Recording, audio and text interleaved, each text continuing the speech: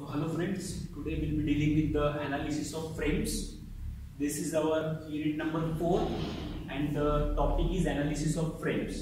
So first of all, we need to understand what is the meaning of the concept frame is. ठीक है, सबसे पहले ये देखना है हम लोगों को कि frames basically कहते किसको है।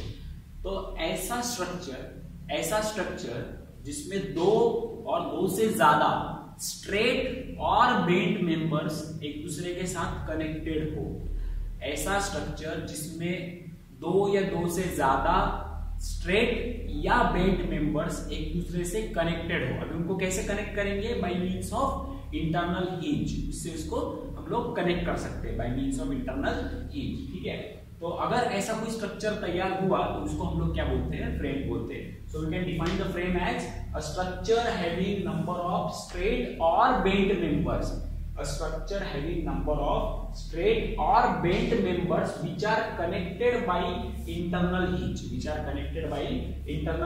but at least one member is a multi-force member, but at least one member is a multi-force member। अभी दो प्रकार के मेंबर होते हैं, एक होता है टू फोर्स मेंबर, एक होता है मल्टी फोर्स मेंबर। एक होता है टू फोर्स मेंबर और एक होता है मल्टी फोर्स मेंबर। तो टू फोर्स मेंबर मैंने यहाँ पे दिखाया है, देखिए टू फोर्स मेंबर मतलब आइदर हॉरिजॉन्टल और वर्टिकल एक छोटा सा स्ट्रक्चर होता है जिसमें ज्यादा से ज्यादा कितने फोर्स आ सकते हैं? केवल दो फोर्स आ सकते हैं, जैसे कि इस तरीके से एक और ये दो, ऐसे दो ही फोर्स अगर रहे तो उसको हम लोग क्या बोल सकते हैं?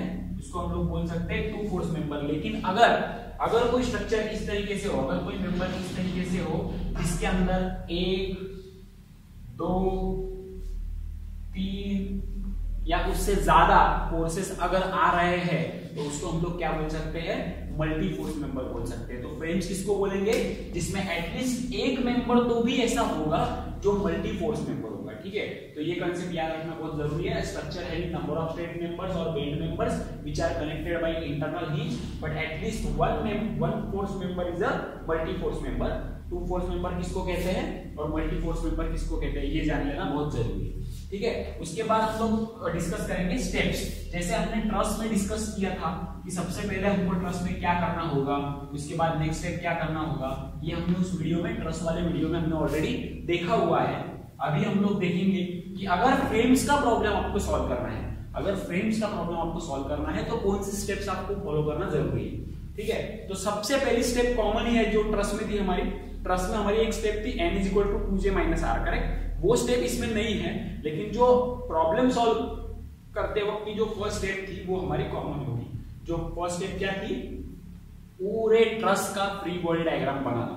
पूरी ट्रस, पूरा स्ट्रक्चर जैसा दिया है वैसा का वैसा उसका फ्री बॉडी डायग्राम बनाना है। सिर्फ हिंज सपोर्ट और रोलर सपोर्ट क्या करना है? हटा देना है। वो हमने ट्रस में देखा था। तो वही स्टेप हम लोग यहाँ पर भी फॉलो करेंगे। पूरे स्ट्रक्चर का, पूरे फ्रेम के स्ट्रक्चर का फ्री बॉडी डायग्राम बनाना है। सिर्फ क्या करना है इनको?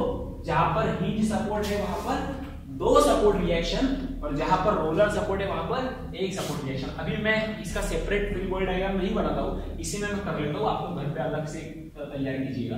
तो ये मैंने हिंज सपोर्ट हटा दिया। यहाँ पर कितने रिएक्शन? दो सपोर्ट रिएक्शन। इस पॉइंट का नाम था A, इसलिए मैं इसको नाम देता हूं AX और इसको नाम देता हूं मैं AY। ठीक है, ये F पॉइंट का नाम है। तो और रोलर सपोर्ट है, इसलिए यहाँ पर कितना आएगा? एक ही आएगा। और F नाम है तो मैं इसको नाम दे देता हूं FY। ठीक है, उसके बाद की नेक्स्ट स्टेप जो है, पहली स्टेप तो हो गई हमारी, फ्री बॉडी डायग्राम बना दी हमने पूरे फ्रेम की। उसके बाद जो है हमारी नेक्स्ट स्टेप वो कॉमन ही है, वो है समेशन ऑफ Fx = 0 पूरे फ्रेम के लिए। ठीक है, तो बस कहिए इसमें आपको हॉरिजॉन्टल मेंबर कौन सा दिख रहा है? केवल AX है। सो AX will be equal to 0। ठीक है, सबसे पहले हमारा एक चीज, इंपॉर्टेंट चीज रह गया कि ये फ्रेम्स का जब क्वेश्चन आएगा तो क्वेश्चन क्या होगा? For the frame shown find the support reactions, ये क्वेश्चन हो सकता है। या फिर वो कह सकते हैं कि for the frame shown find the support reaction at A and F and also find the hinge support, the point of hinge that is C, उसका CX और CY भी आप लोगों को पूछ सकते हैं। ठीक है, तो इसमें हम लोगों को क्या करना है? यही स्टेप्स कॉमन है, याद रखना है आपको। फ्रेम्स जब भी पूछेंगे तब यही करना है। Summation of fx equal to 0, पहले पूरे फ्रेम का फ्री बॉडी डायग्राम बना लो, उसके बाद summation fx equal to 0, summation fy equal to 0, summation moment equal to 0। जैसे जैसे ये प्रॉब्लम आगे कंप्लीट होगा आपको समझते हुए जाएगा क्या करना है। तो summation of fy equal to 0, ठीक है। तो बोलिए अभी ये ऊपर जा रहा है और ये भी ऊपर जा रहा है, दोनों are on the up side. So ay plus fy is equal to 0, और कोई वर्टिकल फोर्स है ही नहीं। So ay, can I write ay is equal to minus fy? Yes, can I write ay equal to minus fy? Yes. Now summation of moment equal to 0, तो बोलो भैया summation of moment कहां पर लोगे? a point के about. Summation of moment about a is equal to 0। तो a पर हम लोगों को उंगली रखना है। कौन से फोर्स निगलेक्ट करोगे आपको पता है, ax और ay क्या हो जाएंगे? निगलेक्ट हो जाएंगे। fy निगलेक्ट होगा क्या? नहीं होगा वो निगलेक्ट, वो कभी भी a पॉइंट में से जाने वाला नहीं है, वो वर्टिकल फोर्स है। तो यहाँ पर एक उंगली रख दिया। fy कैसे घूमेगा? Anti clockwise, so plus fy into ये है डिस्टेंस 4। हाँ, 72 itself is a moment, 72 itself is a moment, तो उसको डायरेक्टली हम लोग को ऐड करना है। सो प्लस के माइनस, माइनस क्यों? क्योंकि वो क्लॉकवाइज है। तो minus 72 is equal to 0। So here we are getting 4fy is equal to, उधर चला गया तो plus 72, so fy is equal to 18, fy is equal to 18। अगर ये वैल्यू मैं यहाँ पर सब्स्टिट्यूट कर दूं तो ay मुझे मिलता है माइनस 18। ay कितना मिलता है मुझे? माइनस 18। ये मेरा आधा न्यूमेरिकल जो है, आधा प्रॉब्लम जो है वो यहाँ पर सॉल्व हो गया। उसके बाद की जो नेक्स्ट स्टेप है वो बहुत इंपॉर्टेंट है, वो आपको याद रखना है। अभी इस क्वेश्चन में उन्होंने सीधा बोला हुआ है find the support reactions in the member A B C and C D E F. तो यही पे हम लोगों को समझ में आ गया कि जो एबीसी है और सी डी ई एफ है, ये एक फ्रेम है, ये एक फ्रेम है। एबीसी एक फ्रेम है, सी डी ई एफ ये अलग फ्रेम है, और वो दोनों एक दूसरे को हिंज से ज्वाइन किया है। तो आप बोलोगे सर ये बी क्या है? तो ये बी क्या था? Two force member. ये बी क्या है? टू फोर्स मेंबर, ये याद रखना है। अगर उन्होंने फ्रेम्स का नाम सेपरेटली नहीं लिया तब भी हम लोगों को ये समझ में आना चाहिए कि इस प्रॉब्लम में कौन सा वाला स्ट्रक्चर मल्टी फोर्स मेंबर होगा और कौन सा वाला टू फोर्स मेंबर होगा। तो यहाँ पे आपको तो दिख रहा है कि यहाँ पर ये एक फोर्स है, यहाँ पर डी पॉइंट जॉइंट है, मतलब यहाँ पर एक फोर्स होगा, यहाँ पे मूवमेंट भी है, यहाँ पे हिंज है, मतलब दो सपोर्ट रिएक्शन होगा। तो सी डी ई एफ तो मल्टी फोर्स मेंबर हो गया। सिमिलरली एबीसी पर भी देखिए 1 2 प्लस यहाँ पर भी एक फोर्स हो सकता है, और यहाँ पर फिर से हिंज है, इसका मतलब यहाँ पर भी CX और CY होगा। इसका मतलब ABC भी क्या हो गया?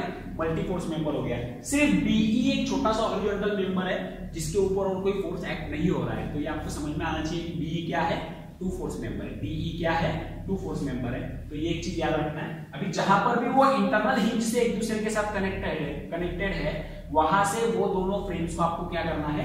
सेपरेट करना है। तो एकदम सिंपल है, जैसे वो दिया है वैसे ही उनको सेपरेट करना है। एक फ्रेम ऊपर बनाई, एक फ्रेम नीचे बनाई, ऐसे नहीं करना। अगर आपको प्रॉब्लम इजीली सॉल्व करना है तो ये मेथड आप लोग फॉलो कर सकते हो। जैसे कि ये देखिए यहां पर मैं कर लेता हूं,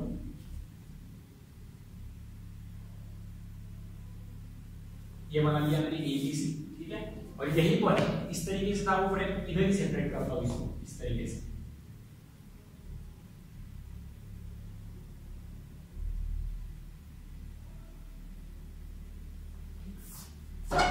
तो अभी बताइए दोस्तों, AX कितना है? 0 है, तो यहां पर वो फोर्स लेने का जरूरत नहीं है। AY कितना है? -18 है, हमने ऊपर इमेजिन किया था। तो ऐसा करता हूं +18 लेता हूं, लेकिन फोर्स किधर दिखाता हूं? नीचे, ठीक है। Will it be okay? Yes. उसके बाद हाँ, यहाँ पर BE नाम का एक फोर्स था, तो यहाँ पर मेंबर था, तो यहाँ पे आ जाएगा आपका फोर्स इन BE। उसके बाद यहाँ पर हिंज सपोर्ट था, तो यहाँ पर दो रिएक्शन होगी, एक होगी CX और एक होगी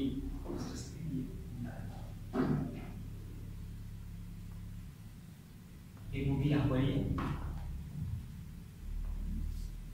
CY। एक हिंज सपोर्ट के लिए दो रिएक्शन होती है, भले वो नॉर्मल हिंज सपोर्ट हो या फिर इंटरनल हिंज सपोर्ट हो, दो रिएक्शन, ठीक है।